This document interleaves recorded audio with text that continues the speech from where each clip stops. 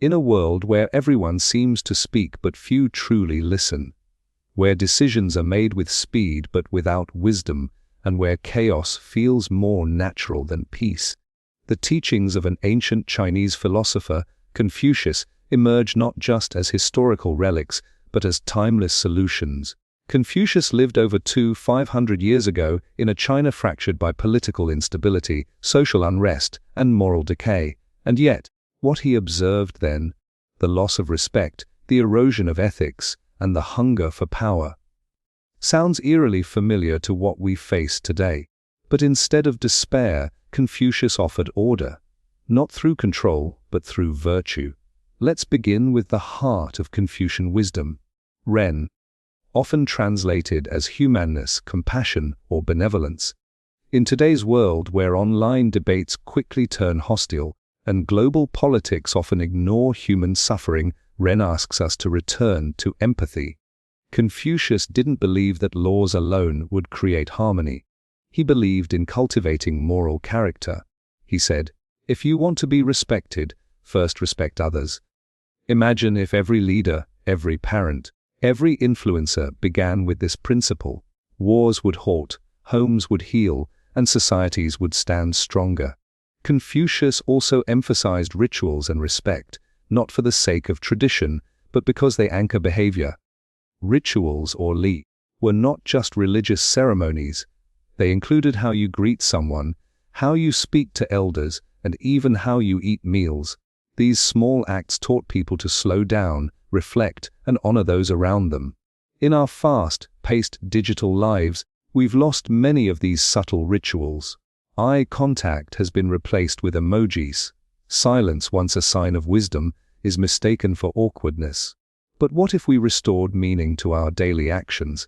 A handshake with intention, a dinner without distractions, a pause before we speak. These rituals might feel simple, but they have the power to calm chaos. Now consider how Confucius viewed leadership. He didn't measure a ruler by their military victories or economic policies. He said, "The strength of a nation derives from the integrity of the home." A good leader, to him, was like a good parent, not just commanding, but guiding by example. If the people are led by laws, he warned, they will try to avoid punishment. But if they are led by virtue, they will follow willingly. In an era where corruption and manipulation often define power, Confucius reminds us that ethical leadership isn't weakness. It's the highest strength. His views on education are equally revolutionary for today. Confucius believed that education was not about memorizing facts, but about learning to be human. By nature, men are nearly alike. By practice, they get to be wide apart, he said. He taught that anyone, rich or poor, could and should pursue wisdom. In today's world, where education often focuses on competition rather than character, Confucius calls us back to purpose. He reminds us that education is not about outperforming others, but about becoming the best version of ourselves. Wise, kind, and responsible. But perhaps one of Confucius' most powerful teachings is this: do not impose on others what you do not wish for yourself. This golden rule, a code across cultures and religions, is the antidote to chaos. It demands reflection before action. In a time where it's easy to blame, attack, and cancel, Confucius invites us to pause, look inward, and act with conscience. He wasn't naive. He didn't think life would be without conflict, but he believed that when each individual strives for moral excellence, society naturally moves toward harmony. Confucius also spoke about balance, not only between people, but within the self. He saw the dangers of extremes. He taught that a gentleman, or junzi, is not swayed by rage or desire. He acts with measured calm. In today's polarized world, where people are pushed to choose sides, Confucius reminds us that wisdom often lives in the middle, not in neutrality, but in balanced thinking. Even the way he framed family offers profound insight. He viewed the family as the root of society. If love, respect, and responsibility exist within the family, they will extend outward.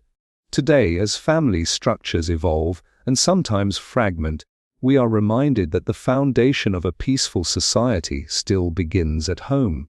In how we treat our parents, how we raise our children, and how we speak to our siblings. So, how does Confucius solve today's chaos? He doesn't give us modern tools. He gives us timeless virtues. He reminds us that order is not enforced, it is cultivated. That peace isn't the absence of noise, it's the presence of understanding. And that real change begins not in government or technology, but in the heart of the individual. In his own words, to put the world in order, we must first put the nation in order. To put the nation in order, we must put the family in order. To put the family in order, we must cultivate our personal life. And to cultivate our personal life, we must first set our hearts right. The world may feel chaotic, but Confucius whispers through time, the answers are already within us.